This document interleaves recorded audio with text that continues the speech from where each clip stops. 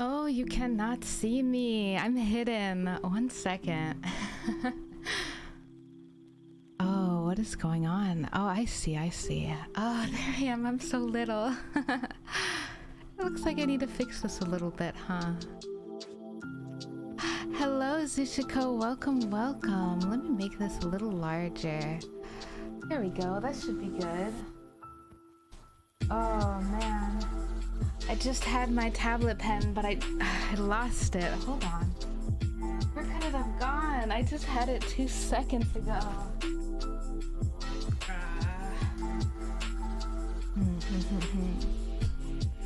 Very cringe. You're doing well. I'm looking forward. So I started learning Japanese about 3 years ago. I did about 2 years in school and then a couple months in Japan itself. Oh my god, where did it go? Uh-oh. Give me one moment. Now give me 1 second. 1 second.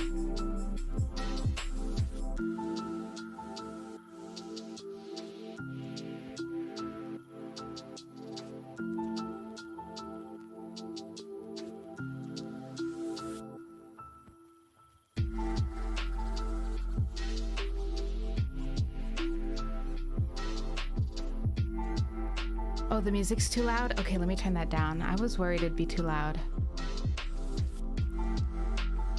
How is it now? Oh, wait, what the heck? How is it now?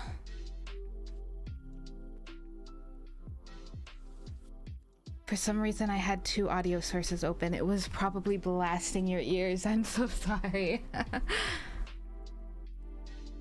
Let me know if it's still too loud. I will turn it down.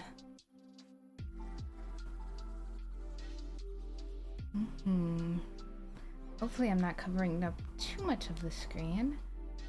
Let me make sure this is all working. You think it's good? Oh, awesome. Thank you. And let's start, shall we? So, oh goodness, what is happening? What? Oh my gosh, what is that? My Clip Studio totally glitched out. There we go. That was so weird. I'd never seen it do that before. Oh, and now I can't see chat. Oh, there we go. Sorry, it's a little messy. I've never done this before. Okay, looks like... there we go. Let me go ahead and fix where my tablet pen is going. There we go. All right, we should be good to go. OMG, a new person. Hello, Noah the dog. How are you doing? I hope you're doing well on this Sunday evening. I myself am doing some studying. So, one thing about studying N5 Japanese is in the classrooms, they'll often test you on your Hiragana and Katakana knowledge in this way, right here. Let me see. Oh, I have white pen turned on. 1 second. So they'll give you just this blank chart. It might not look exactly like this, but it would look similar. They will give you this blank chart, and I'm gonna move this over here 1 second. I don't know. There we go. Now I can see. Don't forget to fill. Yes, I gotta put in my name. 1 second. A-L-I-C-E. Well, actually, you're not in your Japanese class. Once you start learning Hiragana and Katakana, you will most likely need to write your name in Katakana if you have an American or European name. If you have a Chinese name, there's a chance that you already have kanji in Japanese that you can use. Yes, my name is an English name, so we will have to write it in some Katakana. So that would be... Oh, is it gonna? Su. Arisu as Alice. And then... Let's see. Oh, no. is a katakana no. I know it's just a line. No, ni, a, mu. Arisu nomium. I thought you never changed nouns. Well, actually, it goes more by the sound of your name. It goes by the sound. So depending on how you'd pronounce it using Japanese syllables, then that's how you'd say it.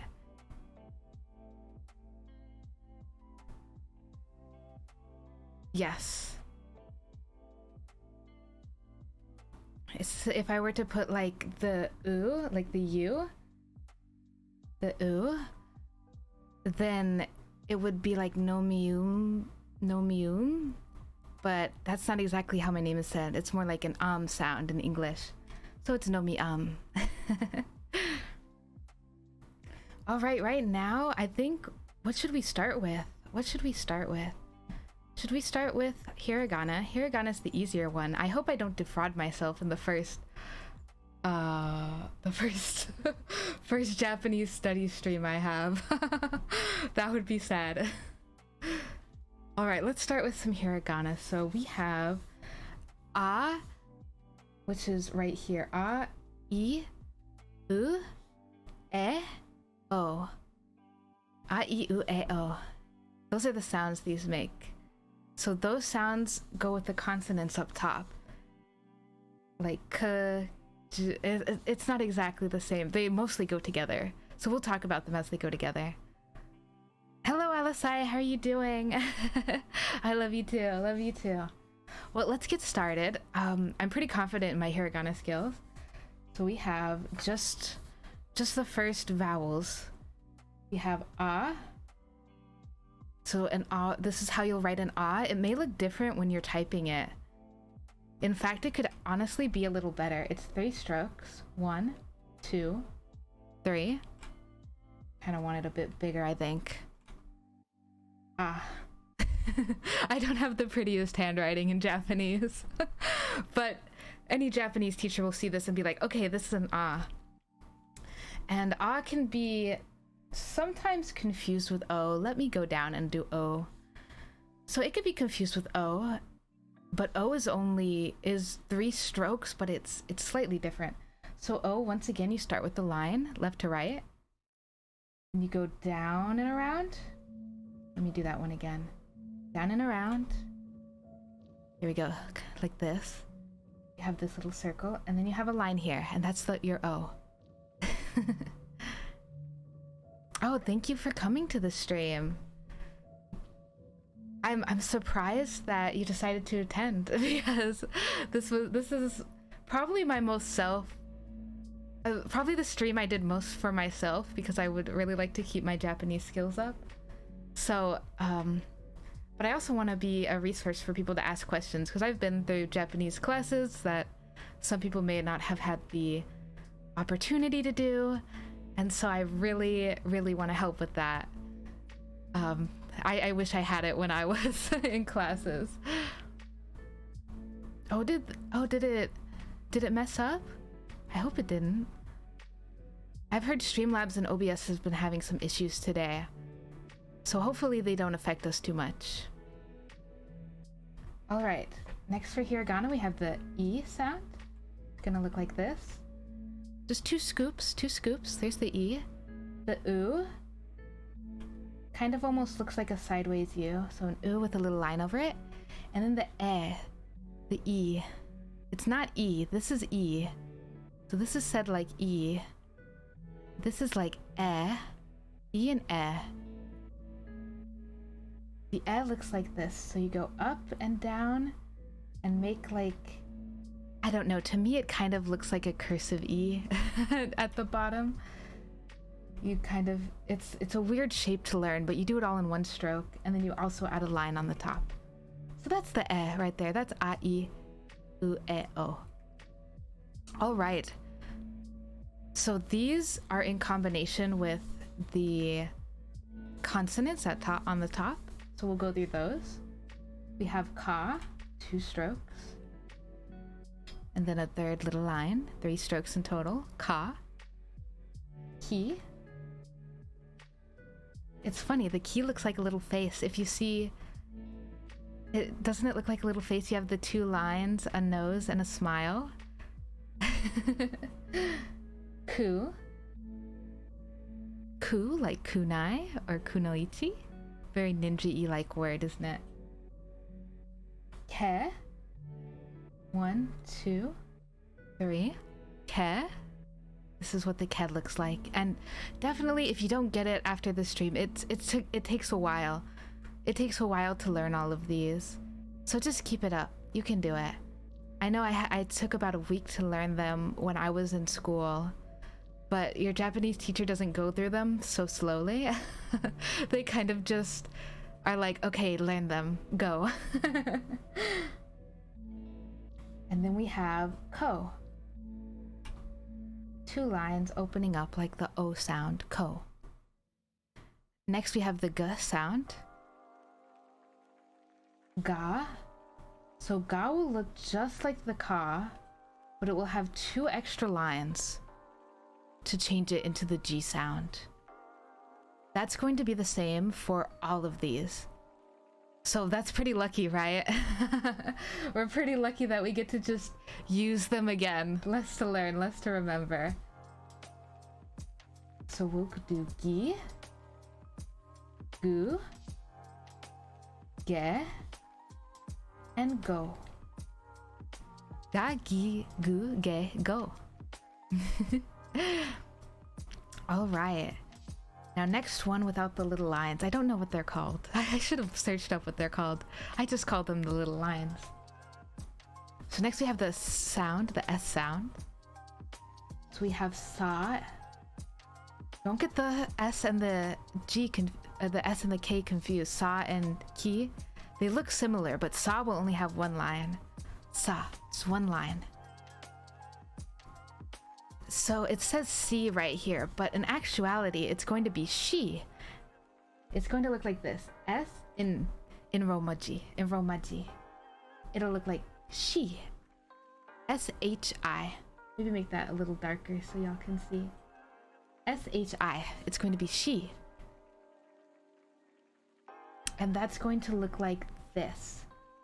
Just almost like an L. Just a nice 1 curve she. She. 1 line. Su. Su is a word a hiragana you're going to use quite a lot, especially in the beginning. It's quite important for grammar structures.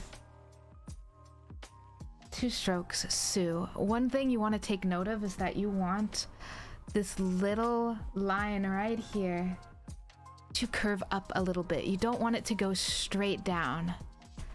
Make sure it has like a little curve. You could even exaggerate the curve to go a little higher if you wanted. But you want to have a little curve. Se. 2 strokes. And so. So is a little funny looking. So it's like it almost looks like you could do it in 1 stroke, but you're not supposed to. You do 1, 2, 1, 2, 3. 3 strokes. 1, 2, 3.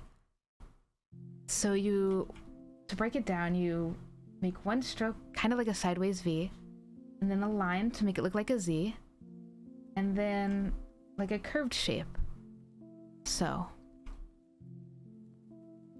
Oops. I hope I'm doing this right. Yeah. 1, 2, 3. At least that's how I remember it. I almost feel like I'm wrong. I might be wrong. This one we'll double check. I'll leave it blank for now. I'll leave it blank just so we can double check. So these are going to be the same as the ones on the right. Za.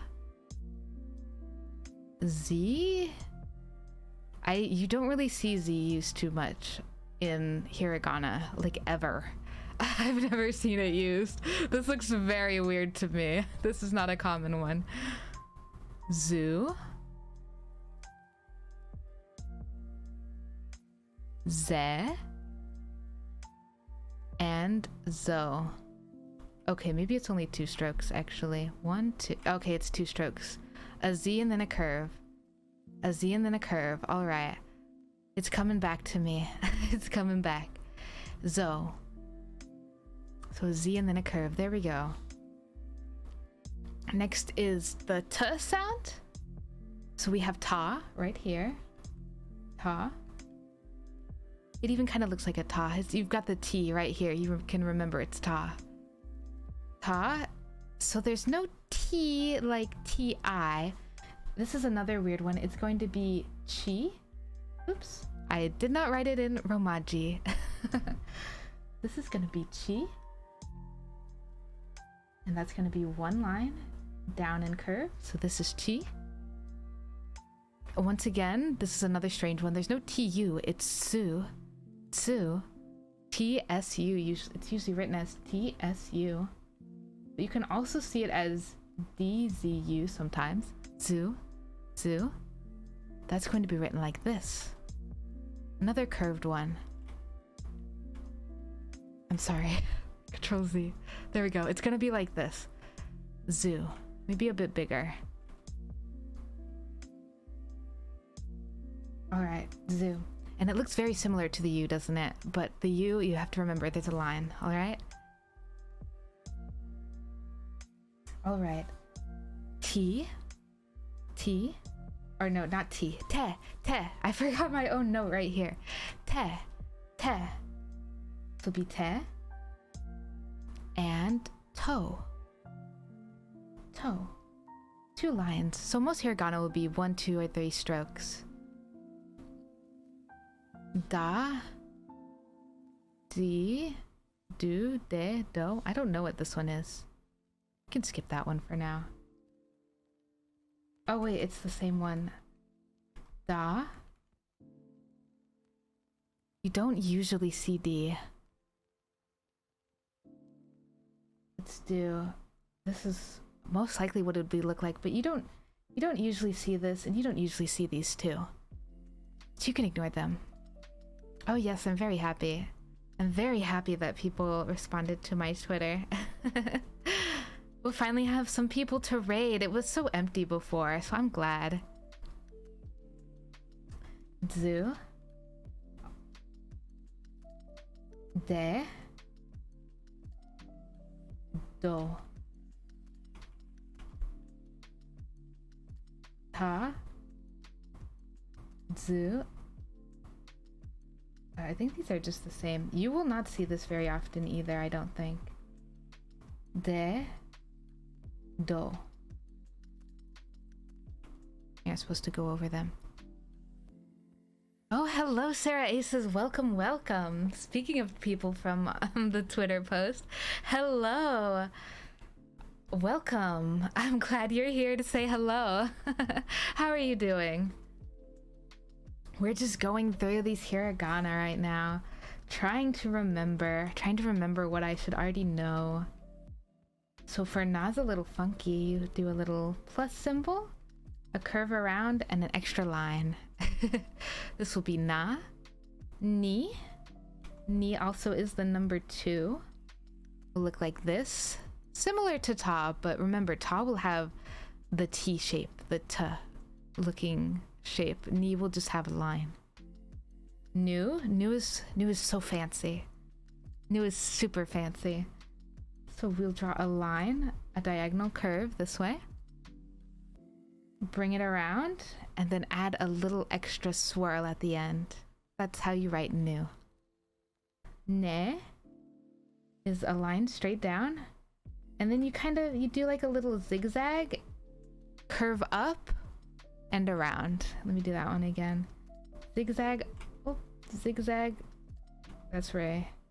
Up and around, and then another little fancy mark. The ends are so fancy, aren't they? Very fancy. And the last one is no. So no will look like this. No. Na, ni, nu, ne, no. All right. On to the H sound. So this will be ha. Ha looks a lot like K over here. But ha has this extra curl around it.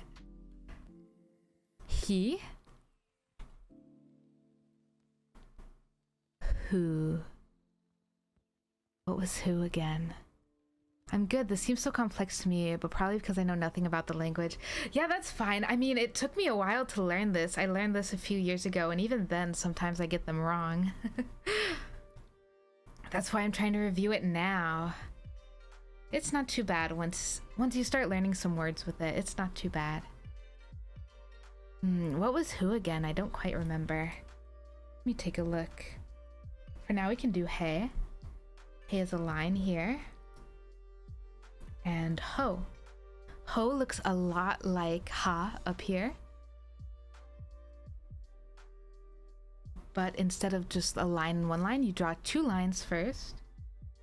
And then the curve around. 2 lines and then the curve around. So it looks very similar. Very, very similar. As for the complexity of the language, this is one of the most complex languages. It's really a beast to take up, for sure. But I also find learning, say, like Russian or Spanish is complicated to me. So they're kind of all at similar levels of difficulty. Who? Japanese. Alright. Yes, so there's no really who. I think that's what confused me. So there's no who, it's fu.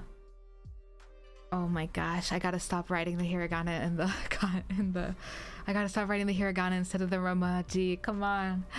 Alright, so this will be fu. It'll be like F-U, and I promise I'm not insulting you. It'll be like this, fu. And this one's kind of funky. You draw 1 line in the middle, and then 3 lines all around it. Maybe not so close, maybe a little farther up. 2, 3. So 2 diagonal this way, and then a 3rd one this way. Fu. So this will be the F. Bu is the H's, but with the 2 lines again. Ba. Bi. Bu. Be. And bo. Easy peasy. Let me write this a little darker. I don't want it to not come up. Bo. Pa is the same as the has and bas, except instead of 2 lines, we're gonna write a circle. Pa, pi, pu, he. Oh my god, I started writing the lines. Pi, pu, he, po. Easy peasy. So you just have to learn all of these. You just need to learn these. Very, very nice. Very nice. All right, let's move on to ma. Ma is 2 lines and a curve around. Ma. Mi. Mi kind of looks like an M to me. I don't know why. I guess it's more like an H. Ma, mi. Mu, line across, down and around. So this one's, it starts out similar to the O, but you're gonna go very small and then curve up. So make sure to have this little curve up at the end, okay? Ma, mi, mu, me. So me is very similar to nu. You do the line diagonally and then around. The only difference is you don't have this little curve at the end. So remember, the ends are fancy. They're fancy. They have the little curves. The me does not have the curve. Last one is mo. Mo is very commonly used in, say, like anime. When drawing like a face, the mo will be used as the nose. So it'll be nose for the eyes. I can write them right here. It'll be nose for the eyes, mo for the nose. I don't remember what the mouth is. What is the mouth usually? It might be hey. Hey for the mouth. There's a face. Doesn't it kind of look like a face? All right, next is the Y, the Y sound. So we have ya, So this one you're going to curve around, not as pointy as I did the first time. And then 2 lines. Yeah. Interesting how similar sounds are written in similar characters with the double lines and even an O to yes, an O to differentiate them. Yes, I think it's very convenient. There are so many characters in Japanese to learn.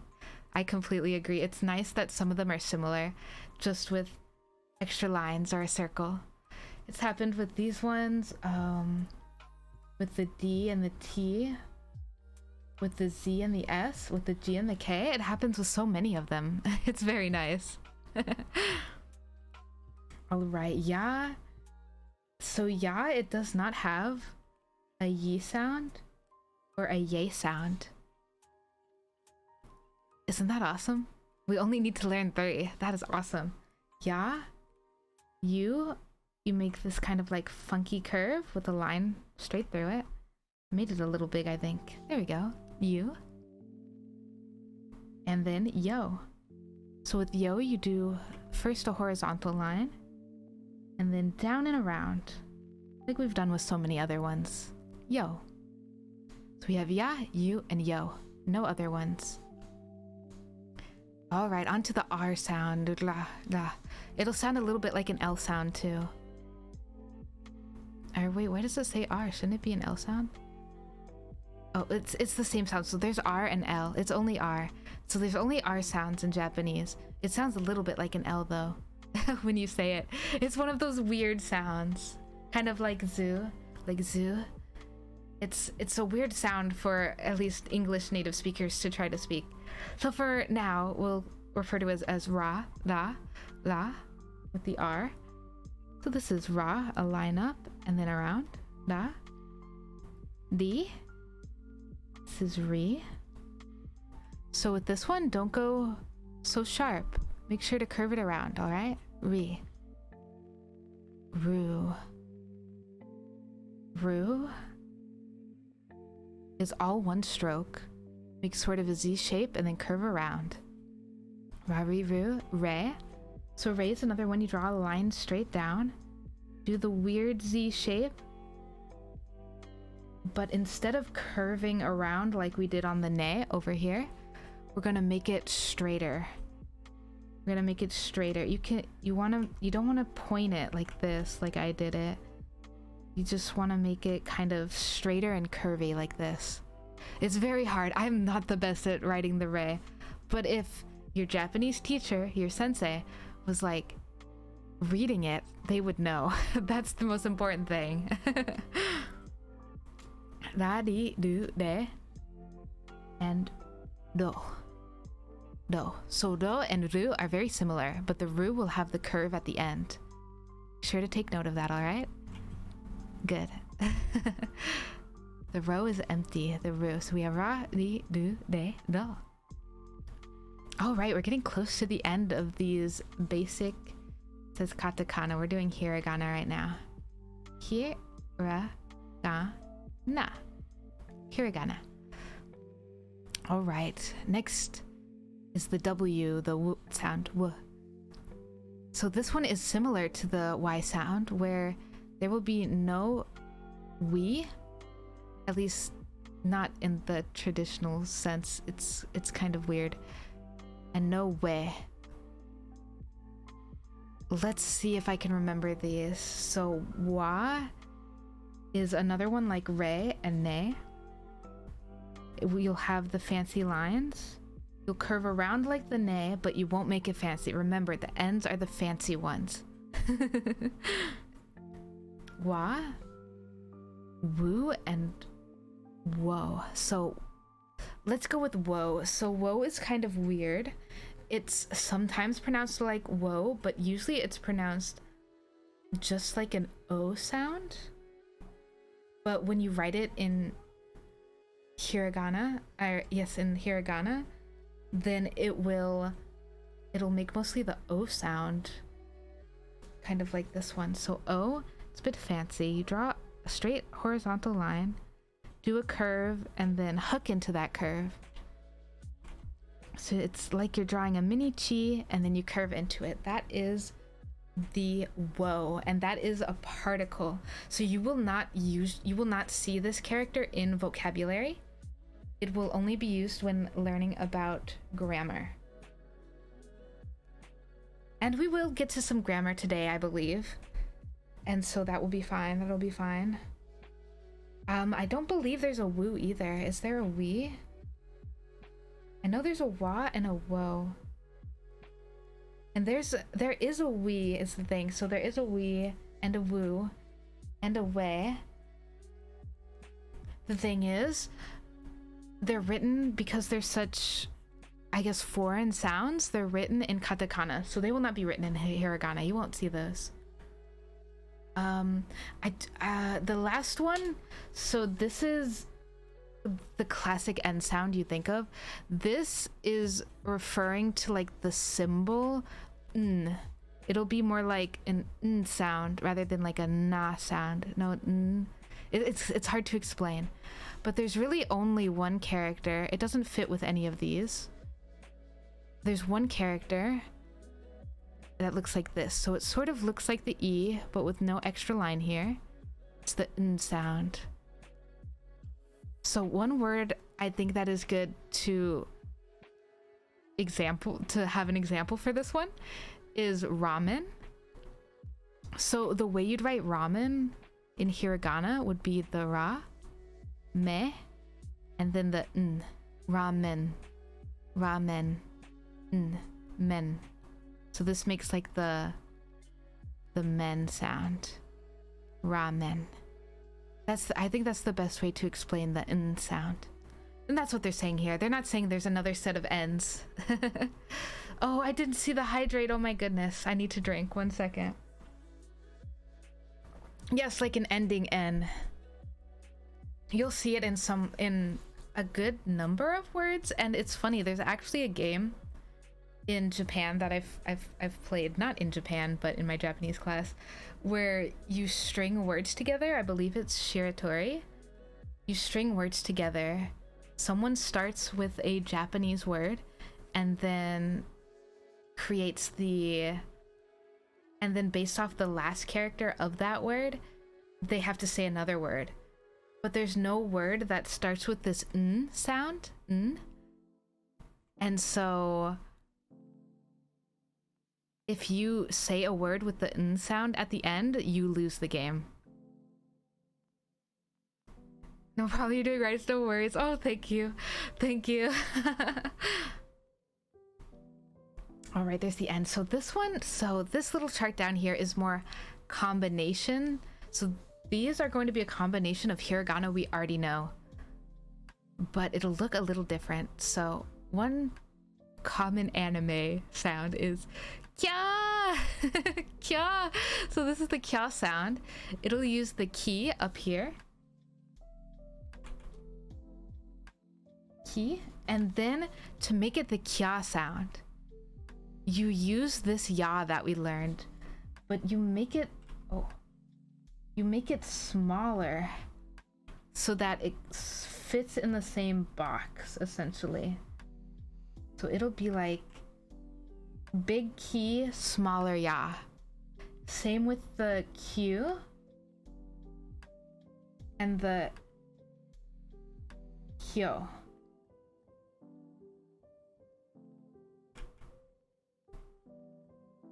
So I think a good word to demonstrate this with, what's a good place to put it? I don't want to put it where it's hidden by my face. Maybe I should erase a little bit over here. I think if I hit E, it'll erase? Yes, okay. Oh, I should have made my eraser bigger. I'll make it bigger next time. Erase, erase, erase, erase. All right. So for this one, if you want to write, say, Kyoto, this is a city in Japan, it would be Kyo, and then another U, Kyoto. So this is what, oh, I was going to write it in English. This is what Kyoto looks like. it's not quite exactly, so this is how we write it in English, but the way you would read this would be Kyoto, or some people like to write it with a line. Kyoto. And what the line is it means it's an elongated vowel. So you can write it with a line. You can write it as OU. I usually write it OU, so I remember. Kyoto. So this is the city of Kyoto. I know you need fine pens to write the kyas. I agree. If you go to like a Japanese, there's a Japanese bookstore called Kinokuniya that's in a few places in America. If you go and buy their like mechanical pencils, they're so thin.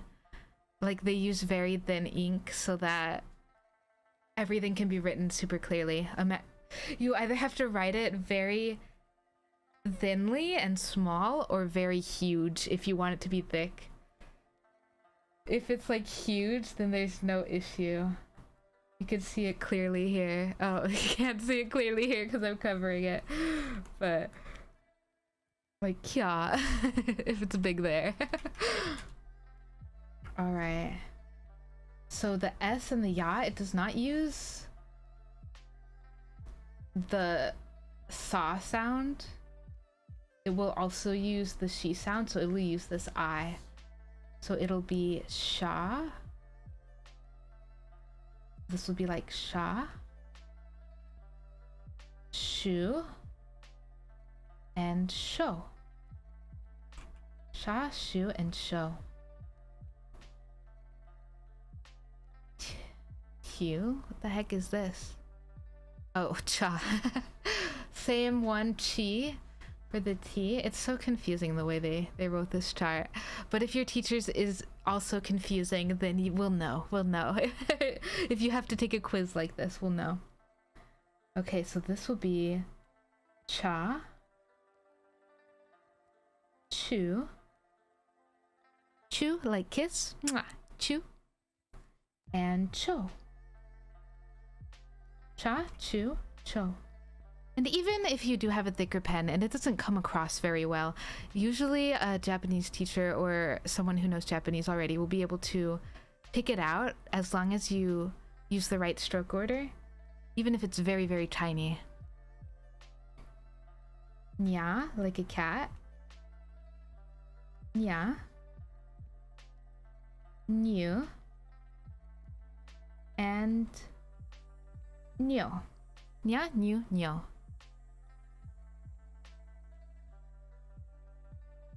Same with the H's, so you can see we're following this E line right here. Romanji I, but we're gonna call it E. This will be hya. Classic karate sound, I gotta say. Hya! Let me write that a bit clearer. Hya. Hyu. And hyo. I gotta be real, I do not see hue very often. I can't think of a word right now that has hue in it. Then with the M's, we have mya, mya. Will be I love writing the me so much. I love how swirly it is, and then you finish it off with the line. Mu and myo. Finally, we have the R. There's much less combination ones to remember, which is nice. Ryu, I mean Rya, Ya. Dia, Diu, and Dio. And what's really cool about these is that you can apply the double lines and the circle to the same down here. So say we're using the h sound, the he, then we could also make this ya, or we could make this pyo, pio, or pia, or pew. So we're able to use the same lines to create the different sounds. Very, very convenient. I'll leave some up here. Yeah. Pew. Or what other ones are there that we can do it? Not with the chi. Or the she. Or gyu. Gyu. Like gyunyu. Beef bowl. So delicious. So delicious. And that is all the hiragana. Oh, it's PW. Thank you for the follow. I'm glad you're having a good time. So this is all of the hiragana. Wow, we did it. All right, all right. Shall we move on to the katakana then? Definitely take your time if you need to study it more. Download a vocabulary list. Find something where you can use your hiragana. All right, next we'll go to katakana. Still have our name up there. Very awesome. So katakana, I don't know why. It is much harder for me to remember. Oh shoot, gyudon is beef bowl and gyunyu is milk. I'm sorry. You're right. Gyudon is beef bowl, gyunyu is milk. I don't know why I mixed them up. Thank you for the correction. All right, let's start with some katakana.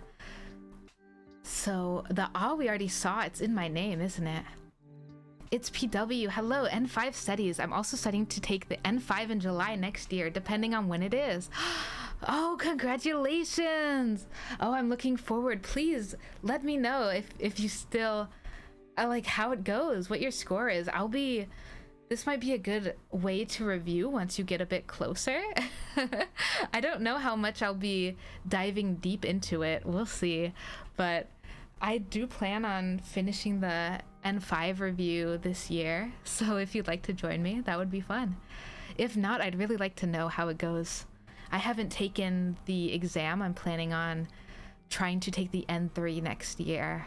That is my goal. I would like to take N3 in July or probably December.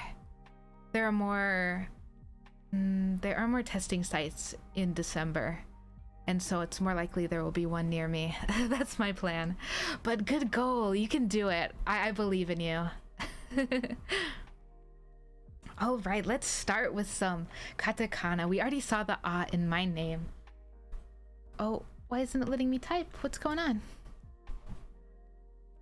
Click. Oh, I know what's happening. There we go. I was on the wrong layer. So is gonna be this little pointy line and then a slightly curved one. E. Oh my goodness, what is E again? It's been so long. E. Oh, right. Okay. It'll be another, it kind of looks like an I actually. E.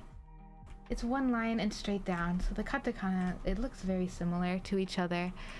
It's definitely much sharper than the hiragana is already, isn't it?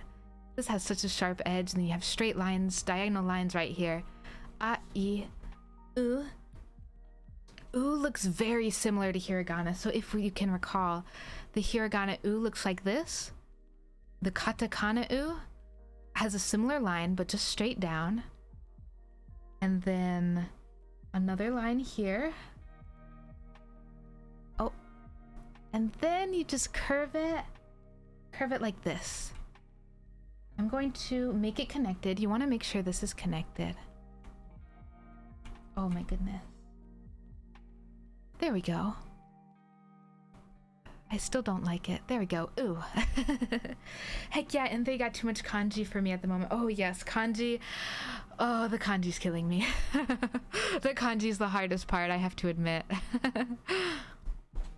I still need to get deeper into the grammar as well. We'll go over a lot of grammar for sure. Less vocabulary, more grammar.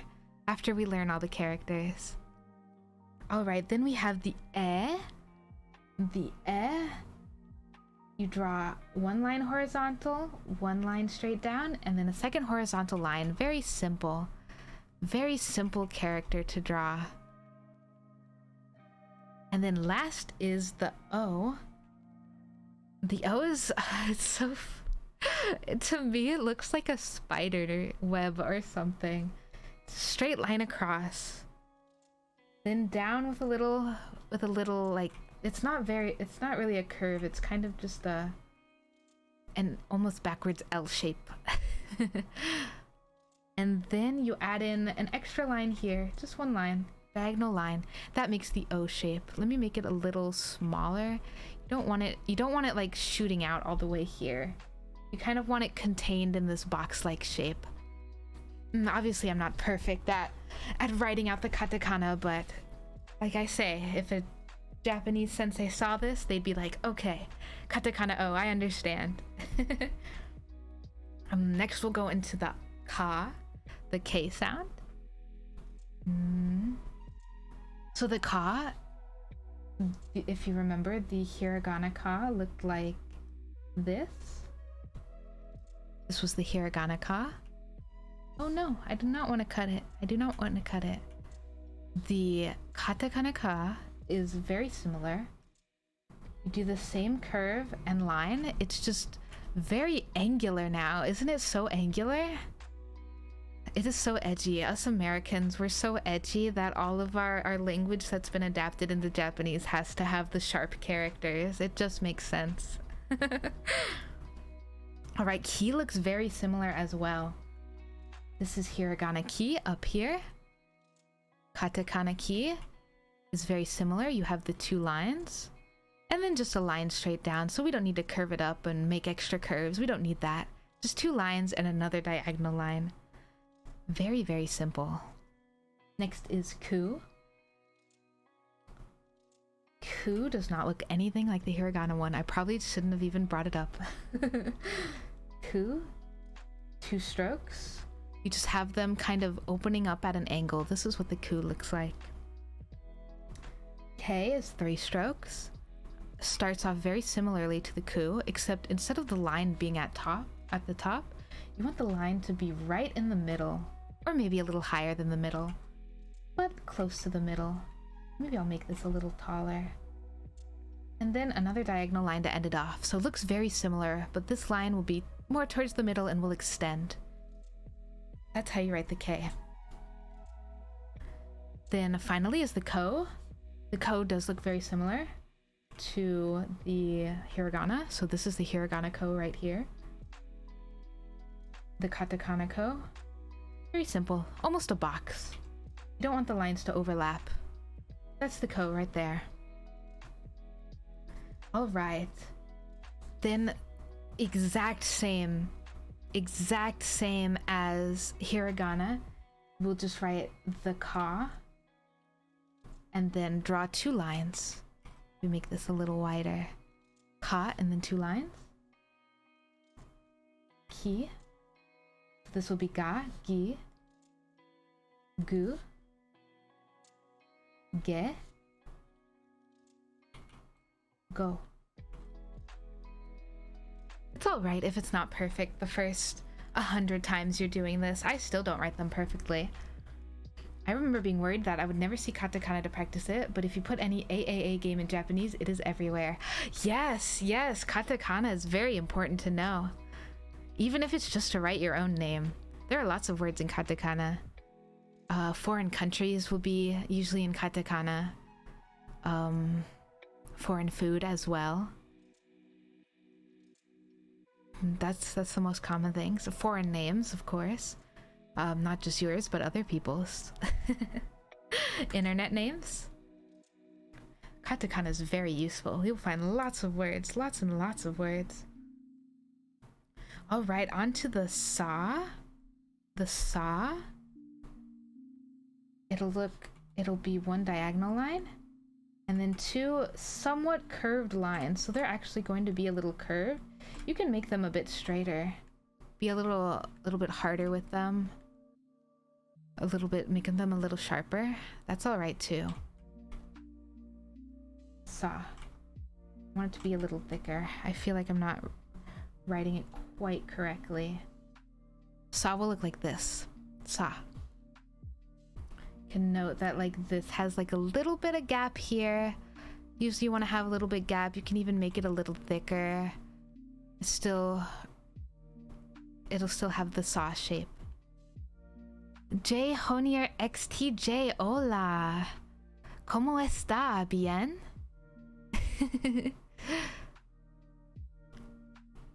No, we should stick to Japanese for right now. Alright. Then the she sound. The she sound. So this is one of the most common. Si todo bien, tú? Muy bien, muy bien. For right now, we will stick with Japonés though. Japonés. Japanese, alright? Maybe I'll do a Spanish stream in the future. I definitely know way less Spanish. I need to learn some. Alright. Next is the she. So the she is a complicated one. I might do she and su at the same time just because they can be a bit confusing. They confused me when I first started. Que bueno que... Oh my god, I can't read it. I'm so sorry. Que bueno que entiendes el español. I have no idea what that says. I'm so sorry. I only know like how to introduce myself and very common phrases.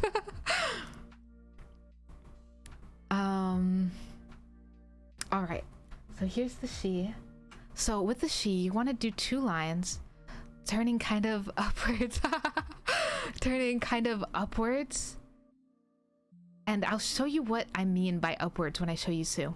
So these will be pointed like this, and then you'll have a line like this. This is she. The other kind of sister symbol for she is su. Let's see, where's the su? So this would be right here. So su's a bit different. I even wrote she wrong. You want it to move up this way. So let me write it again. You have 2 looking up, and then the line goes up like this, like a smile almost. That'll be the she. For the su, it'll be more looking down. So you'll have these a bit straighter, and then you'll come down from the top, alright? So she, you're looking up. Su, you're looking down. I've got to go, but I'd love to sit on more later if you were live, or even catch up on another stream. See you around. Thank you for stopping by. Yes, I will definitely have these VODs up for a few weeks. I'll upload them to YouTube if you want to continue. And then I will go into grammar as well as moving forward. We will not stick on these forever. Yes, we will not stick on these forever. Phantom Mae, hello, greetings. Greetings. I hope you're doing well. Oh, YouTube vids for sure. Oh, yes. I will upload these to YouTube. You can follow the rest of it. I'll usually stream about 2 hours, so they should be pretty digestible. I hope. I don't like watching very long streams, so I try to keep them a little short. So I'll upload these on YouTube very soon, probably tomorrow or Tuesday. Alright, ¿qué estás haciendo? I don't know what that means, and I'm not going to translate it, so... Alright, so she and su. We have those 2 down now. Then we have su. So there's su, she, su, and su. Su's going to look like this. Just 2 easy lines. Oh yes, Phantom Maya, I hope you're doing well on this Sunday evening. We're learning some Japanese here. Going through Katakana. We did Hiragana earlier. So now we're going through the Katakana, trying to remember everything. So sa, shi, su, se. The se will be another pointed one like this. It just 1, 2. It almost looks like it has the she inside of it. This would be se. And finally so. So so is similar to she and su. So I'll do it in combination with its partner one as well. The dialect that you're speaking is very exquisite. Thank you. That's such a kind thing to say. I'm just trying to stay calm.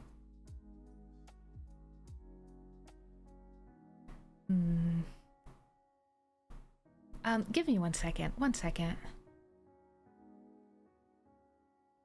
1 second. Please be patient.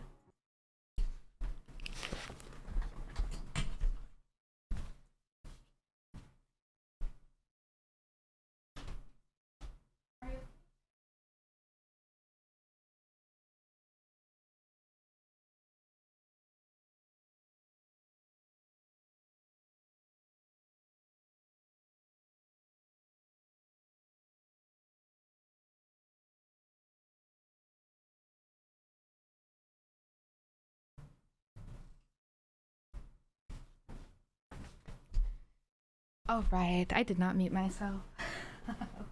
Whoops, let me grab my headphones.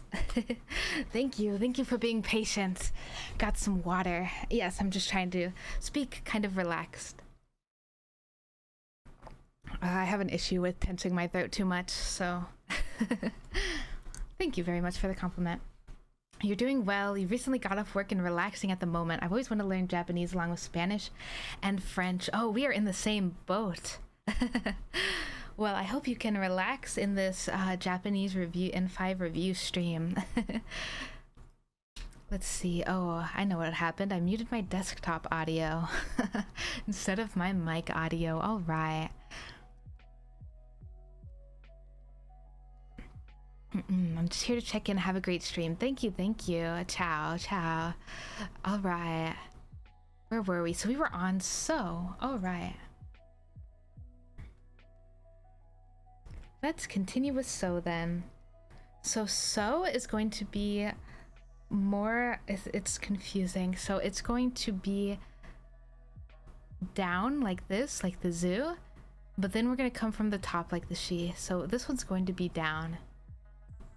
So the other one is n. So the n sound here doesn't go with any of these, so we'll write it down here. The n, I got in trouble so much for writing this incorrectly. And so you know what I did? I just copied exactly what my sensei did. Did not even try to learn the direction of it going up and down. The way my teacher wrote it is like this. So she writes the line kind of looking upwards like the shoe, and then instead of just having a straight line, she curved it just like this, just like a little curve. So this is what the N looked like. If you want to look at it in a box, it looks like this. So the N looked just like this, and I had never seen that before. Usually I see it like this when they show you it in books, but she kept mistaking it for a So whenever I wrote it, and so I started writing it with the little curve and didn't get any more marks off. So that's a good tip if you're writing it. Usually you'll be typing it nowadays, so it won't be as much of an issue, but if you are writing it, then this is a good way to write it, I believe. All right, let's go to the Z sound. So this will be the same as before, just moving the characters over and then adding the two lines. Za, Ji, which I don't normally see, but it might be in some names. Zu, Ze, and oops, Zo. That looks close enough, right? So, za, zi, zu, za, zi, zu, ze, zo. Then we have the T sound. So that will be ta. Let's see, ta. Ta looks a lot like the ku sound. So we're gonna start it the same way. We have the ku here. Go down and around, but then we add this extra line here. That's the ta. Just like the ku, and then you add the extra line. All right, then we have the chi. So this will be chi once again. Oh my gosh. Oftentimes when I write romanji, I forget and just write it in hiragana. I think eventually you'll get to that level if you study Japanese for a few years. This will be chi. Like chicken. Maybe if you go to a fried chicken place, you might see the chi for chicken.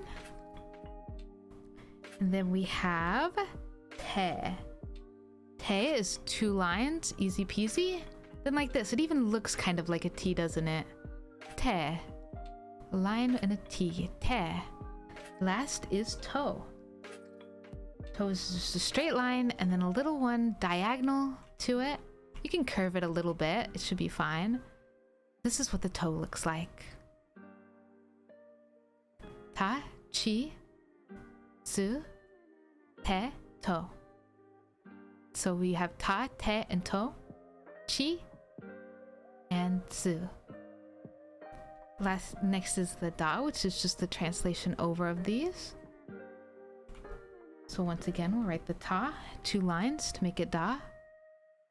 This will not make a... There's no like double chi sound. You will not see this. You won't... I've never seen chi with 2 lines. There's no like chi, some weird sound. It doesn't make sense. There's no sound like this. Zu. So this would be how you write zu. This is, I would say, pretty rarely written. You might see it in manga if they're doing something special, but you very rarely see this. Usually you just use su, or zu, this one. Usually you just use this one. Or at least, and it'll be easier to understand once you learn some vocabulary. You won't see it as often. I still want to write it better though. There we go. Then de. And finally do. Easy to remember. All right, now we're on to the ends. I think we're making good time. We should be able to finish this for sure by the end and maybe get to a couple grammar points. Let's see, next we have na. Na is pretty simple. A lot of them are pretty simple in katakana. It is a horizontal line and then a slightly curved line. That's na. It could be a bit straighter, that's okay. It's still readable. Ni. This is also, it's very funny. This is identical to the kanji for 2, and it also is pronounced exactly the same. So, but it looks ever so slightly different when you type out the ni for katakana and the ni for the kanji on the keyboard sometimes. So it's very weird, but this is how you write the ni, and also free kanji. Free kanji to learn. Next is nu. So nu's gonna look a lot like ta. We're not going to have this line here, but we're going to have the second line and then a line that goes all the way through. So this is nu, just 2 strokes. Then we have ne. So ne is a little fancy. Ne, you'll start with this line right at the top. Then almost V-shaped, a sideways V-shape. A line straight down and then an extra line here. It looks very complicated.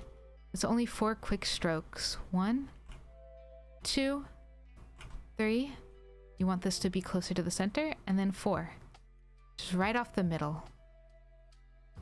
Ne. And last one is no. This one's gonna throw you guys. Okay, are you ready? No. It is just 1 diagonal line. No. Just 1 curved line going from the top right corner of the box to the bottom one. Easy peasy to remember, no. All right, next we'll go to the ha and the ba and the pa. All very similar, all the same. The ha is going to look like this. It almost looks like a little mountain to me, like Mount Fuji. There's the ha. Then the he. The he looks, I don't know, it's similar to the toe where you have this little line, but then you want to go straight down and up and make sure to have this little sprout here at the end for the he. Oh, he. I kind of like the way I drew it better. Drew it before. He. And you want these lines to be connected. Don't let my lazy writing influence you. It should be connected but not overlapping. No seems quite easy though, I gotta say. It seems quite hard to discern which kanji belongs in which group. So these katakana are pretty much just straight memorization. You have to learn them and just accept that these are the sounds that are used in Japanese. And these are the way that they symbolize these sounds. It becomes a lot easier, I think, if you search up some vocabulary and try to remember, like, okay, I see the word aisu, which is a shortened version of ice cream. So say I want to remember the word aisu, ice cream. I'm like, okay, I need to know the ah sound. I, E, su. So I need to know the ah, the e, and the su. I want to write isu, that I like ice cream. Isu.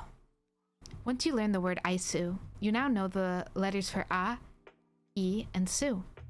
And so say you want to learn the word for England, igirisu. So I want to learn the word igirisu, and I know the word isu. Well, I know the I in isu looks like this. So I know it's going to start with this, and I know the su in isu looks like this. So then I just need to learn gi and ri. Gi and ri. Igirisu. And now I know the ki and the gi and the ri. So as you learn more and more vocabulary, it'll take time. You'll start to remember the katakana and hiragana very easily.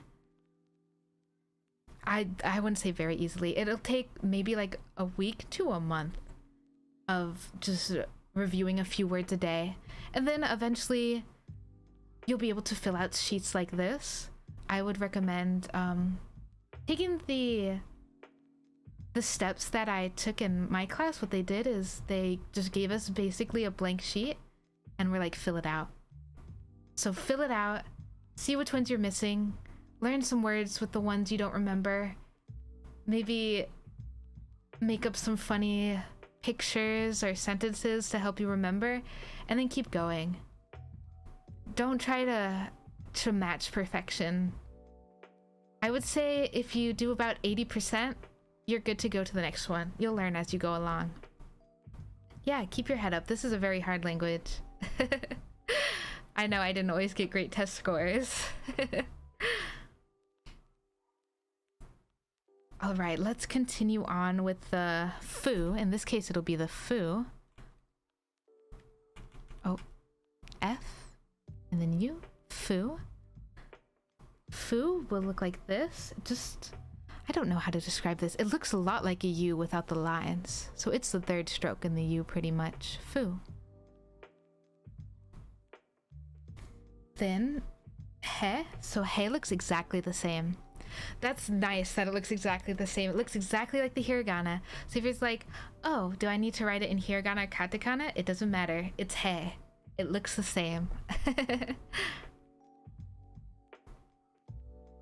Next will be the ho. So ho looks a little bit like, oh, did we write it already? Ho looks like ne. A bit like ne, but it's written very differently. So ho, you just need to write across to ward off the hose. No, I'm just kidding. And then 2 lines going out from it. This is ho. Next we'll go into the B sound. So these will be exactly the same. We're just going to copy them over. Ba. You can see how I write them quickly. You can see kind of faster writing instead of so carefully, just more casual writing. Ba, B, boo, be, and bo. You can see I'm a bit sloppier when I'm writing quickly. But that is okay. It's okay if it's not perfect every single character.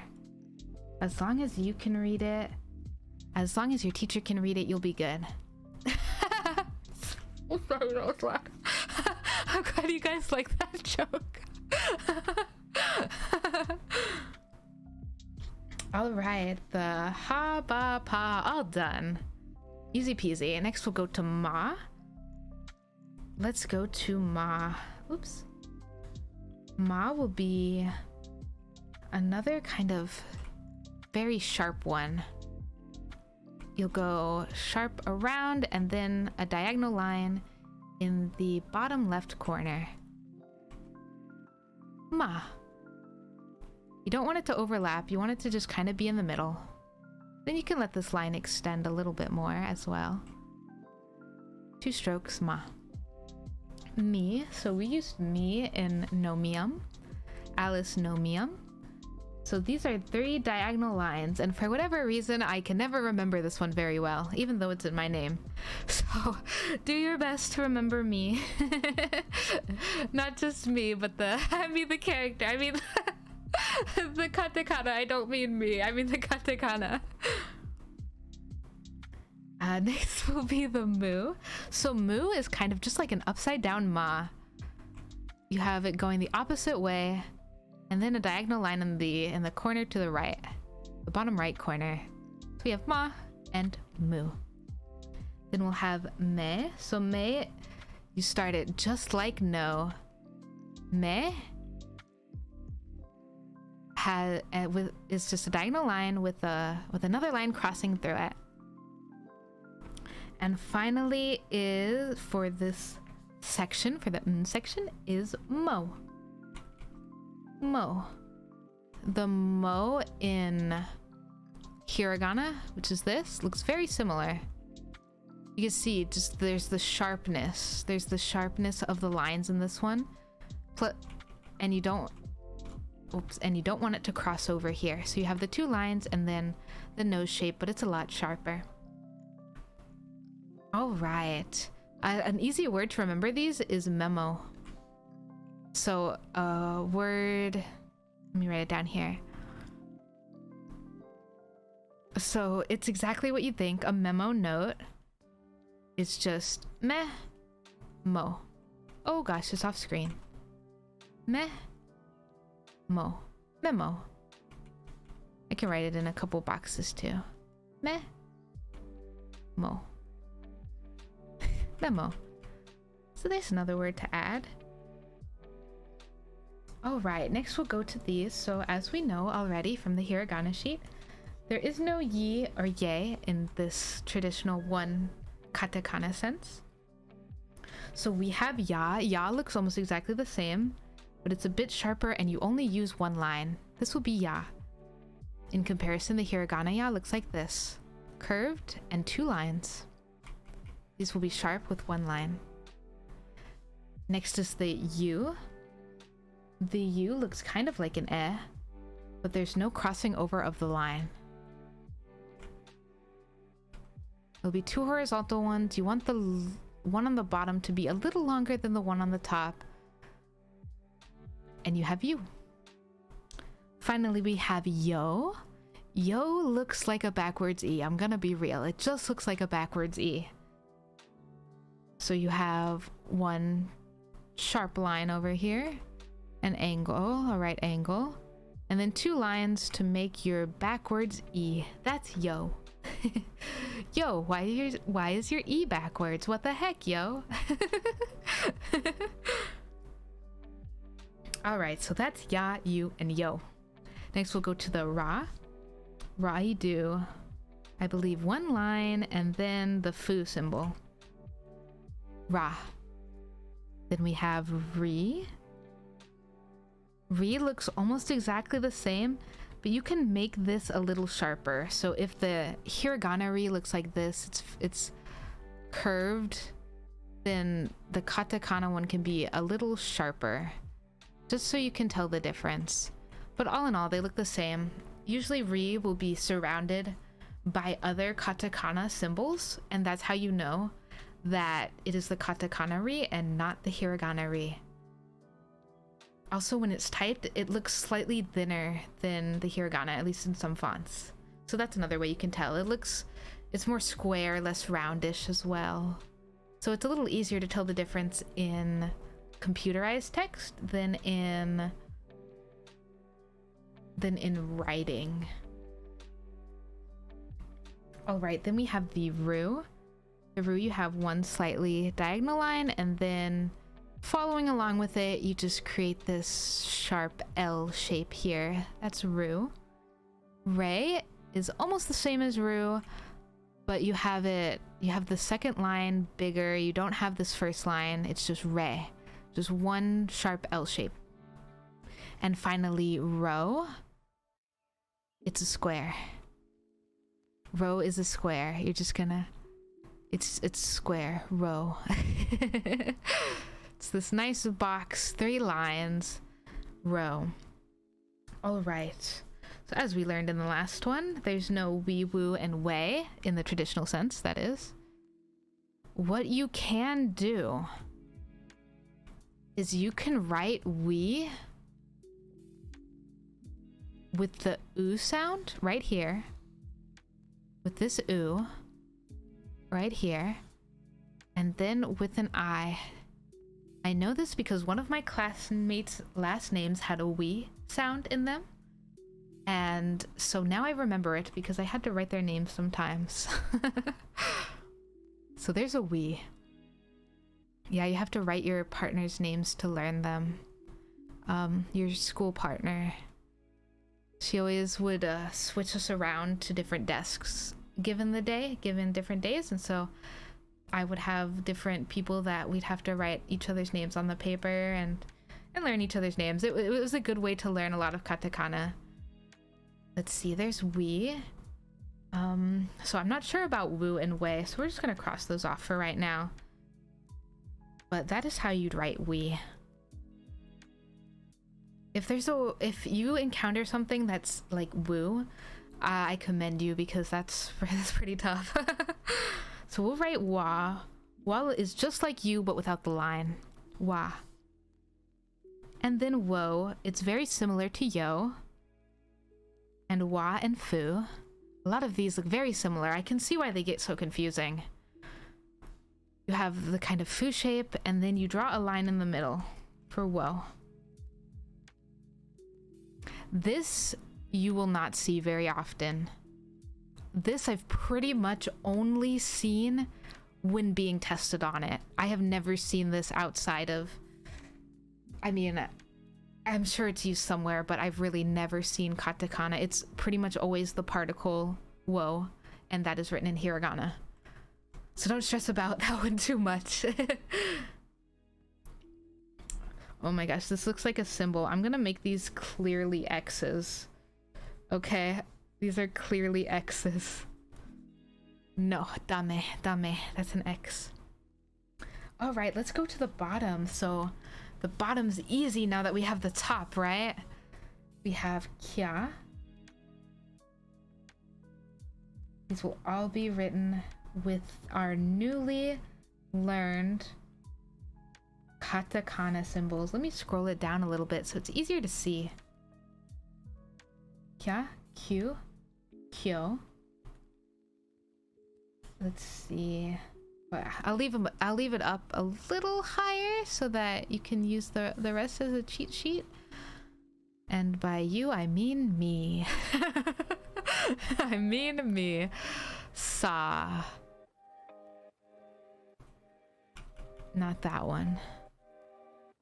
Sha.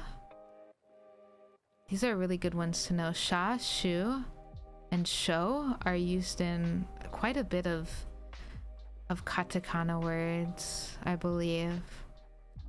Shu and sho. Then chi. So cha. Oops. Too many lines. 1, 2, 3.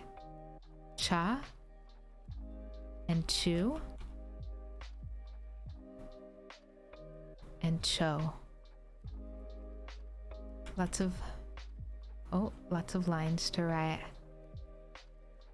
I think as you write them more and more, you'll see the sharpness of them. Nya. Another nya. You may see this as the cat noise in manga. A lot of the times it's written in katakana. So if you find it in the wild, it'll help you remember it. Nya. Oh my gosh, I keep writing them diagonal. Nya. Nyu. And Nyo. I haven't seen Nyo very often.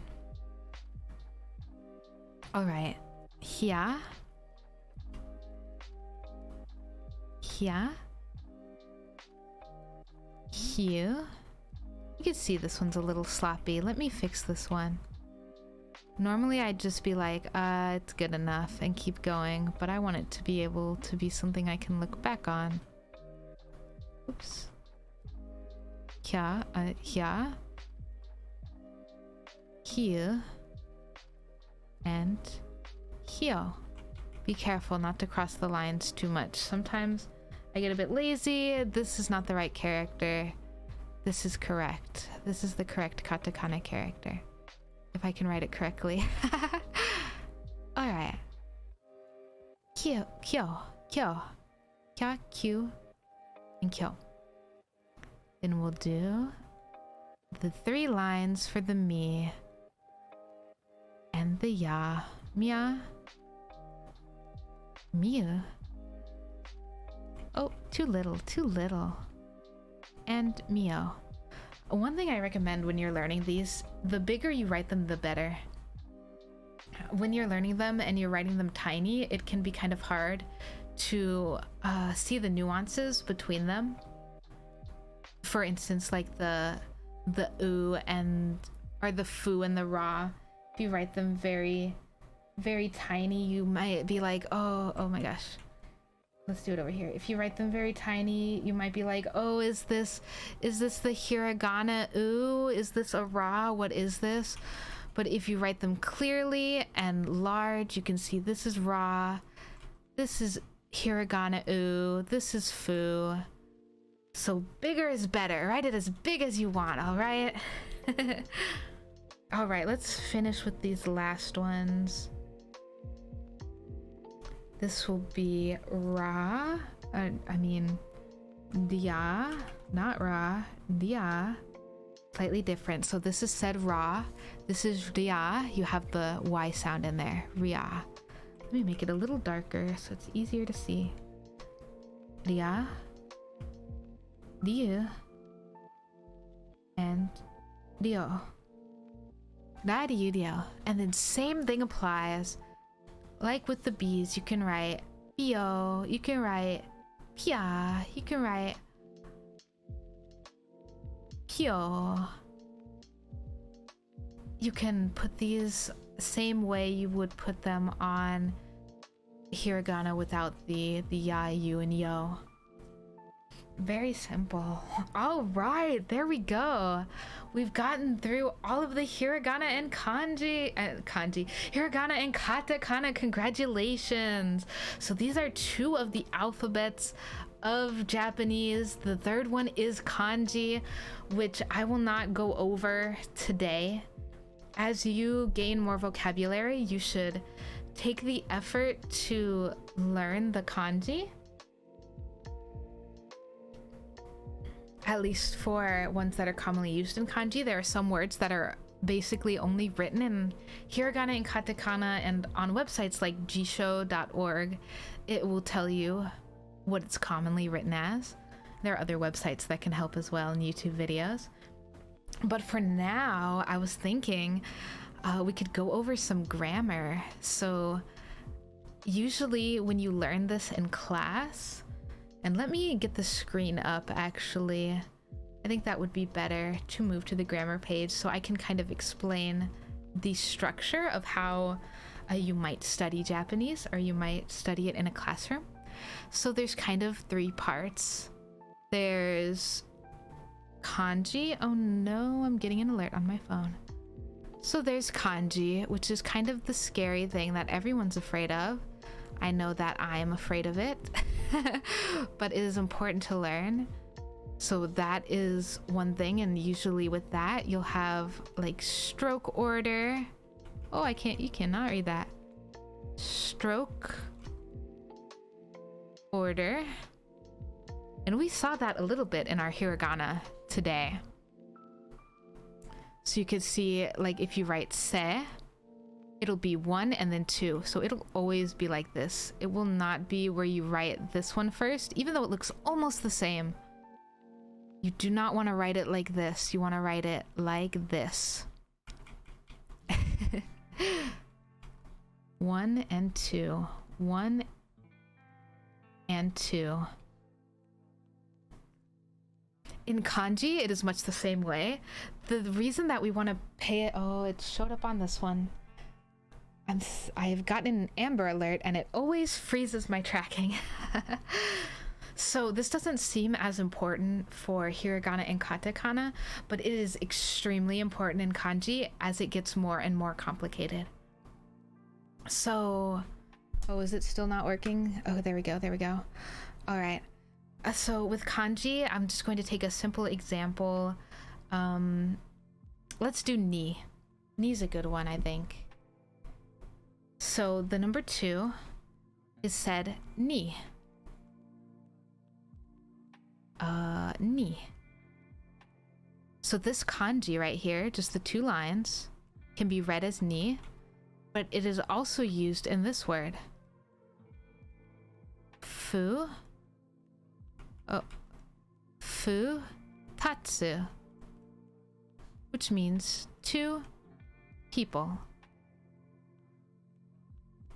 So that means this can be read as ni.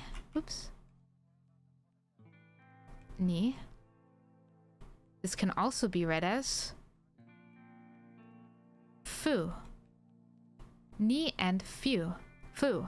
And I wouldn't recommend, so there are some teachers that like to teach all the readings at once. I'd recommend trying to find vocabulary words that go with each reading that are in your level. So say you have a kanji, any given kanji. Let's use he as an example. So say you have the kanji and it's read as he, but it has another reading that's in a vocabulary at N1 level. For now, you can kind of just ignore it until you get to N1 and just remember it as he. Some characters have 8 readings, and so it could be crazy to try to learn them. I would try to learn the readings for the vocabulary at your level. I wouldn't try to spread out to different levels. So if you encounter a kanji in a vocabulary at your level, by all means try and learn that kanji. If the kanji has a different reading for a vocabulary not at your level, I would skip it for now until you reach there. Otherwise, it's just way too much. It's just way too much. So ni, as with any kanji, will have a stroke order. It's pretty simple. It's just 1, 2. Same with he. This means day. It'll be 1, 2, 3, 4. So this will have 4 strokes. Oh no, the add. Okay, I can wait a moment. I think I can wait a moment. Let's see, 2. And then I'll write he here. This will be 1, 2, 3. This way. And 4. This way. All right. Let me see. Can I see when the ad's going to be over? In 1 minute and 30 seconds. All right. It was short. That's good. I'm glad. I'm glad it was short. I wish I could control it more. Yes, all I was saying was about the stroke order. So for he, it'll be... Oh, what is happening? What is happening? Oh, there we go. He will be 1, 2, 3, 4. Like this. 1, 2, 3, 4. And so all kanji will have something like that. So that's one big part of learning. If you're looking to gain fluency quickly, I would not recommend... I would try learning the stroke orders maybe, but in terms of writing them over and over again, it can be considered a waste of time. Oh, I'm gonna posture check. In the classroom, I learned to write them. And if you want full fluency, you'll probably want to learn to write them. But since a lot of communication is done through email and Discord and Twitter, for the most part, you want to learn the readings of it. That's going to be the most important thing. You want to learn vocabulary, learn how to read the kanji with the vocabulary. So you want to be able to read the kanji. Same with the N5. It's all going to be read. None of it's going to be written. Sometimes you can remember it. If you learn the writing, it might help a little bit. But most importantly is that you can see a word. What's a good word? Let's do mainichi. So this means every day. You want to be able to see this word and know that this is Nichi, and that this means every day. Mainichi, every day. So this is just an example. I'm sure you'll have a vocabulary list that you can find for whatever level you're at. This is kind of what you want your skill to be. You don't necessarily have to be able to write this. Just type it. Just be able to know this is Nichi. And when you write it into your keyboard, it will pop up. So you need to know to read it as this. Oh, I cracked my back too. Extra posture check bonus. Hydrate, thank you very much. Thank you very much. So that is how you'll tackle kanji. Let's see, can I create a new layer? I will save all of these notes for later. If anyone wants it, I can post them, but I'll also post the YouTube video. All right, another step to the N5 or classrooms in general is vocabulary. Yes, please. All right, I will. Will do. I'll have to find a place to upload it. Probably maybe a Google Drive I could start and upload it. If you join the Discord, I'll open up a Japanese channel as well and have all the links there. Or on the YouTube. I'll have it on the bottom of the YouTube video. So if you follow me on YouTube, once I upload these, it'll be available there. And I'll figure out how to link the Google Drive onto Twitch as well. I'll promise. I have a few things to do. All right. So for the vocabulary, so this is definitely gonna depend on level. But overall, there's going to be around 2,000 core words to learn.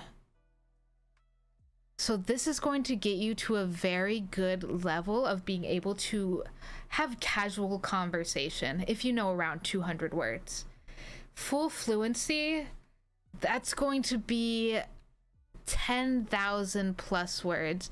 I'm sure you could do it in less, maybe like 8,000 would be okay. 6,000 if you're learning for a certain business or something, also good.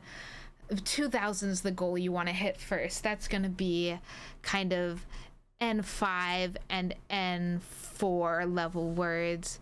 Then this is going to be closer to N3, N2, and N1, and this will be like full fluency. 10,000 plus. Oh, you cannot read that. Hold on, let me write it a little clearer. So this will be like N2 and N3 and N1, I mean, the highest levels. And then this will be like full fluency, knowing pretty much every word a common Japanese person would learn. So how fast you learn the vocabulary will depend on you. There are different apps like Quizlet. I wouldn't recommend Duolingo. Don't tell Duolingo I said this. Please sponsor me. But there are some. I would do some research about what app you could make your own cards in Quizlet. There's Anki, which is very popular to use. Or you could even handwrite them. I would not recommend that because it takes forever. I've tried to do it before. The closest to handwriting, I would recommend using Quizlet or another one where you can manually enter it. I think that's the best way to learn vocabulary, by entering it yourself. If not, Anki is really good, and there are other apps on the App Store to use. So for that, if you're using a textbook, there will be a chapter list. I've used Mina no Nihongo, I've used Genki. Both of them have vocabulary lists that you can find online, and for Genki, it's in the textbook. So either one of those are great for N5 and N4 level. All right, so that's kind of the second part of Japanese learning. The third part, for the written one, kind of, is reading. So this is basically being able to read the kanji, but also understanding grammar. Grammar. This will be understanding tone, whether it's sad, happy. If it's a metaphor, that will come much later, probably closer to N4. But for now, reading, the best thing to do is learn your grammar as much as you can for N5. For N5 level, learn your grammar very well and be able to read your sentences. Try to read them quickly. There is practice N5 exams online, so that would be a good indicator on how much time you have in each section to read. But when you're going through your vocab and going through your grammar, the faster you can read them, the better. So just repetition and reading them. Eventually, once you pass closer to the N4 level, you'll be able to read simple manga, or there's some specialized learning readers as well, like Satori Reader. That is good. But for the reading for the N5, it'll usually be a pretty short paragraph using a few key grammar points that you learn through N5 that we'll go over, of course. And so that's the reading section. It gets harder as you go higher levels. You have to read longer, more essay-like things. But we won't have to worry too much about it. Also with reading, there is writing that kind of goes with it. Like I said, writing is usually in the classroom. It'll help you definitely remember the kanji more. It's just more, what is it? More exposure to the kanji, to the hiragana and all that. With writing, just writing the words over and over again can help you. Using flashcards can help you. But as far as writing essays, I would say that's not a skill that the casual learner would need to be. If you just want to hold conversations and talk on Twitter and stuff, you're mainly going to want to focus on the grammar and take the writing later. Right now, it's kind of drilling grammar and vocabulary. Writing comes later once your vocabulary's gotten a little bigger. All right. So what was that? We've done kanji, vocab, and reading. If I'm remembering correctly, the last big part is listening. So listening is the understanding of spoken Japanese words. So even if you can read a word like ramen, you have to know it's pronounced ramen. You have to know this is said like ra, this is said like me, and this is said like n, ramen.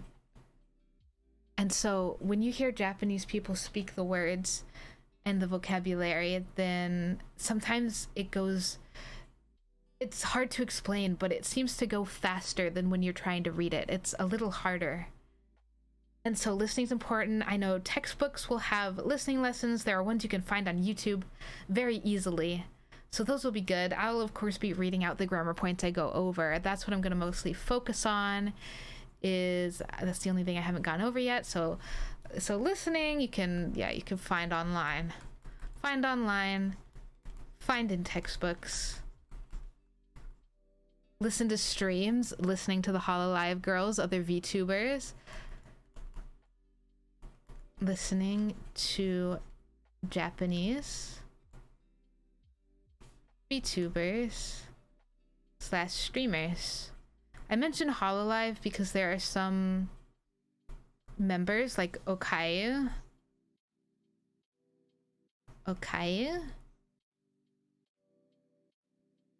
Her things like onigiri. And she's a cat. Okayu speaks rather slowly. And so for listening practice, it's a little bit easier. You can pick out words. Some of them speak very quickly and with an accent, so it might be harder. But if you're looking for a streamer, like maybe you've learned some vocabulary and you want to watch some gaming streams, I would say Okayu would be my top pick as far as I know. If you know any others, please do let me know. All right, for the final big section, this is the one I'll be focusing on mostly. That's going to be grammar. So when you're taking the N5, a lot of the focus is going to be on grammar, vocabulary, and some kanji reading. It's not going to be much writing. There's going to be... Is there listening? There might be a little bit of listening as well. So just doing some listening drills will help you with that. But I think the most confusing part after kanji is grammar. And so I am going to go over grammar and explain it in English, not only, well, it's a lot for myself because I've gone over it like 10 billion times.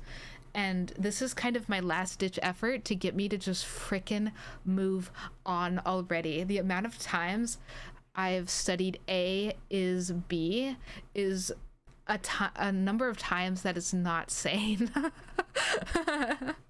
I know it, but I can't help but review it again. So I thought, yeah, if even one person gets help out of me going over it again, then I'll be happy.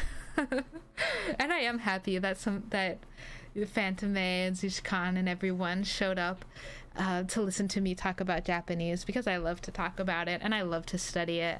It's what I used to do before streaming. I would just study Japanese every night. All right, shall we get started with some grammar then? We have around 20 minutes left to the stream, so I think we could start on some simple grammar. I think that would be a good plan. All right, let me create a new layer. Oops. So I can write some grammar. Oh, so I will be taking the grammar. Oh, I do know, yes please, I do know how each word is supposed to be pronounced. It's just reading and writing kanji would be the toughest hurdle to get through. That is true. Definitely flashcards would be great for that. I'm still willing to learn this though. Learning the grammar is going to help with comprehension of the language overall. So it is one of the most important parts of learning Japanese, because grammar is used in speaking, in writing, and there's no point in drilling kanji or vocabulary if you do not understand the grammar. That is what I solely believe. And so grammar is what I think you should learn first. I mean, you should learn some vocabulary, but I think grammar is important because you can use the grammar in any vocabulary you learn. I think it's very useful. So we will also, I'll try to throw in some simple kanji to keep it interesting, because I also will be studying kanji, of course, for the N3 and reviewing it through the N5 and N4. But I really want this to be where you can bring your own list in of words that you know, and you can come be like, okay, now I can speak Japanese because I'm using the words I want to use. I'm not just learning the same words everyone else is learning in English. So I would recommend following a textbook or just finding some vocabulary lists online. And if you find words that you do not understand and you want me to explain them to you, or if there's a kanji you're having trouble learning and you want me to explain it, please bring it to the next stream. Please, I would love to go over it. I would love to deep dive into anything that's giving you trouble. I love learning about the nuances of Japanese. I would like to reach fluency one day, so I don't see it as a waste of time at all. I will go over stroke order for however long it takes. I really love it. All right, so let's go over for this last 15 minutes. This is lesson 1 of Mina no Nihongo. If you're using Genki, I also have studied Genki. I've literally gone over N5 and N4 in the 2 big books, so you can ask me questions about either one. I don't care, or just random stuff you find online. I don't mind. I encourage it. So what I was alluding to earlier was A is B, or N1 is N2. So to have a little guide, N is going to equal noun. So these are noun words. These are, person, place, thing. Some common words. I've been using ramen a lot. Let's use ramen again. Ramen, or let's see, can we throw in some kind of kanji? Let's throw in, it's hard to think of one. Ramen, and let me write a word in English as well. I'll just write ramen again, and let's do. I'm only thinking about food. I'm sorry, I'm a little hungry. Like cake, I'm thinking, like in my head, I'm like onigiri, cakey, ice cream. Like my brain is full of food right now. There are also some of the earlier words you learn. Sushi. Let's do like pen. Let's throw some katakana. P and a pe and n, pen. I'm gonna write it a bit differently. Let's have like ramen. Let's have pen. Pen. Ramen and pen. So these will be our 2 words that we use right now. Just random words. If you want to bring any words, please do. Or if you have any suggestions. So our first grammar point is noun 1, N1. And I'm gonna switch colors around. N1, wa. And then let's do a blue. N2, des.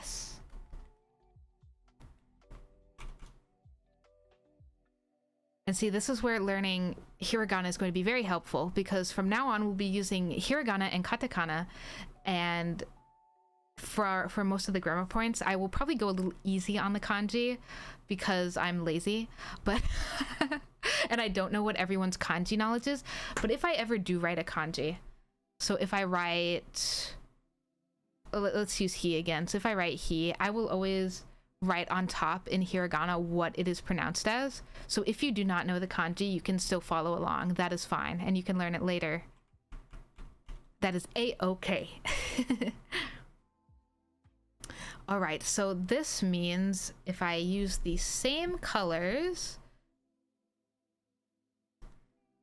noun 1 is noun 2. I should just click the colors again. Noun 2. Noun 1 is noun 2. You may have heard this.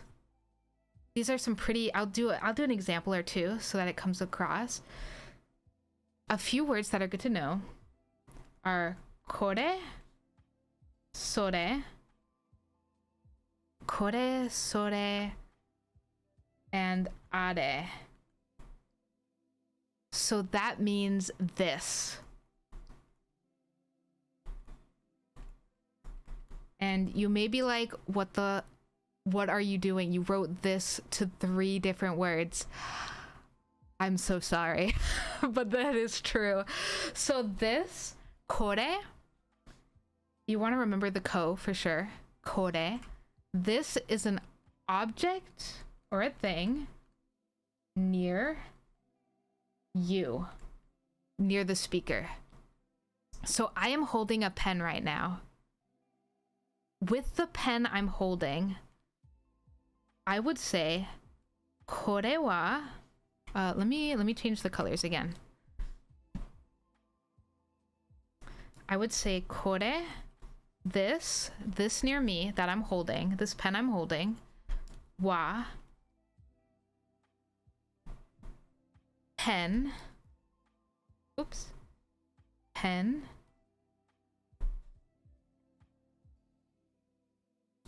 des. You think you can remember that? Awesome, awesome. This is kind of like usually the first lesson in most books. So kore wa pen des. Going into it a little deeper, the wa is what is a particle. So wa is a particle. That is just its definition. It is a particle. So a particle is matched usually with a noun. In this case, it's matched with a noun, and it will signify what the subject of the sentence is.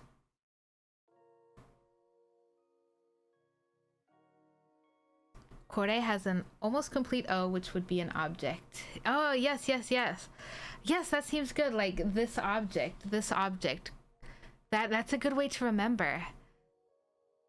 Kore, object. So kore means this object. So kore wa, this, pen des, is a pen. So there's no really is here.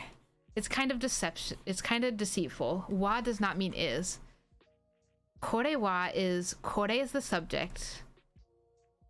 This, so this is the subject. This object near me, because it's kore, is a pen. Pen desu. Kore wa pen desu.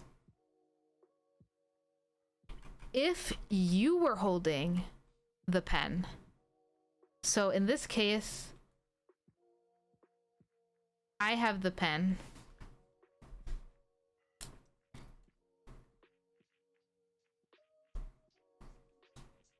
In the next case, I won't color code. Should I color code it? No, I won't color code it. It'll take too long. Sore wa pen desu. So this thing is thing near the listener. So you are the speaker. The other person is the listener. I'm sorry, my writing is so horrible in English. Hopefully you can read it okay. Thing near the listener. So instead of me having the pen, or you having the pen, so this is, let's say, speaker. The other person has the pen. So you're like, so over there, so what you have is a pen. Sore wa pen desu. If I have the pen, kore wa pen desu. If you have the pen, sore wa pen desu. There's a pen there. That's a pen. The last one is are. So this is neither near speaker or listener. And you cannot see it. But I will draw it out. Let me scroll down. There we go. There we go. The last one is are. Are wa pen desu. And this is how you're gonna see and read sentences. I'm not gonna color code everything because I want you to get used to everything being in the same color. And no spaces in between. It drives me crazy when they teach you using spaces. No one uses spaces. It's all should be one. You can use underlines to separate them. That's fine. But spaces is weird. Don't use spaces like that. So that would mean it's both of us again. But maybe the pen is all the way over here. Maybe we have like a table and the pen is sitting there on the table. And you see that pen, or I see that pen, and we're like, are wa pen desu. Are wa pen desu. So kore, sore, are are very important to learn. Definitely remember that when it's near you, it's ko. When it's with the person who's listening to you, with them, it's so. And when it's farther away from both of you, it's with a. Kore, are, sare. And that is the first grammar point. Yes. Now you can go around and you can find other vocabulary. I'm taking a little longer than I probably will on the other ones, just so I can kind of drive the point home about getting vocabulary. So now when you see a picture online, you can be like, oh, are wa ramen desu. Are wa, oh, excuse me. Are wa, just whatever words you want to learn. And then you can search it up and you can use this grammar point. You could search up a brand new word. You're like, oh, how do I say bed? You just Google it up and you're like, oh, are wa bedo desu. Bedo desu. And then if you're holding something, say you pick up your cup, you're like, oh, kore wa kapu desu. It seems a little silly, but it should cement the fact that you understand this. Search up a vocab list, go through it, make a few example sentences, and then move on because you know it. Once you learn all the grammar points, then I would recommend taking a practice test online and then you will know which grammar points you really know well and which ones you need to improve on. And that's what I do. It's the same as receiving a test in class. Except you don't get a grade, which makes it way better. Okay, now you know how to say something is something. Now we're gonna say something is not something. So I'll go down a little lower. And we'll use the color coding again. So in this case, N1, wa. So there's the particle again. So you know this is the subject. Noun 1 is the subject. N2.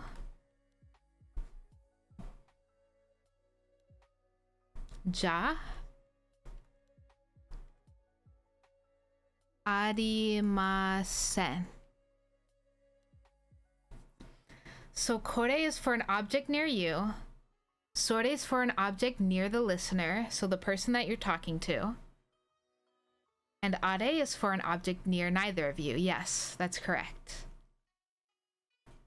The difference between them, they all mean the same thing. The difference between them is the location of the object. And then same here. So we could say, kore wa pen ja ari. Oops, that's a little sloppy. Ja arimasen. Now, what does this mean? This is not a pen.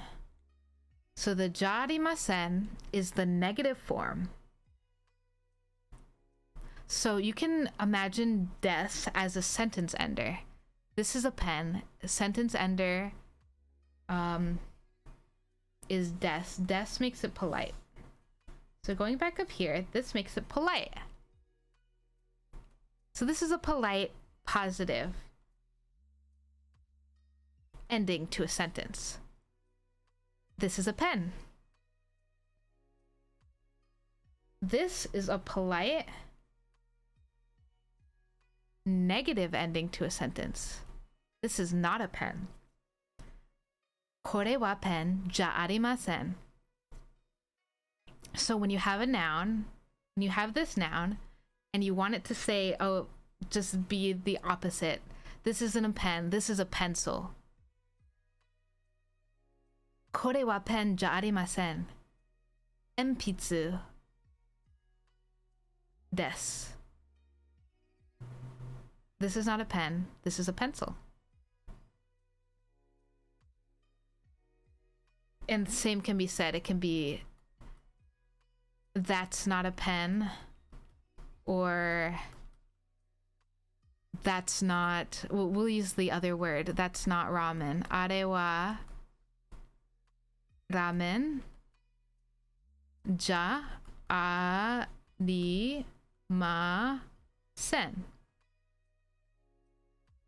Are wa ramen ja arimasen. That is not ramen. I don't know what that is, but it's not ramen. All right, I think this is a good place to stop for right now. Now you can say what something is, or what a noun is, what a noun isn't. So positive and negative. So for next week, we will continue the lesson 1, Mina no Nihongo. A lot of this was this lesson, this stream was the hiragana and katakana, but I'm excited to go through the grammar. Homework, I won't give out any official homework, but I think the best thing to do if you want to learn Japanese is study some vocabulary. And study the grammar and study the kanji, as I know you've been doing. And bring any issues and we can go over them. All right, thank you everyone for joining and for the new follows. I really appreciate it. this went a lot smoother than I thought it would, so I'm glad. And I cannot wait to get through N5, N4, and then eventually to N3. I don't see many N3 videos, so I'm excited. I'm looking forward to it. All right. All right, awesome. Yes, I will get these uploaded ASAP, and the VOD will be up. That's something you have right now. If you're able to view the VOD again, then I think that would be the most useful. But I will try to get my notes uploaded and everything that we saw. All right? All right, good night. Good night. Thank you.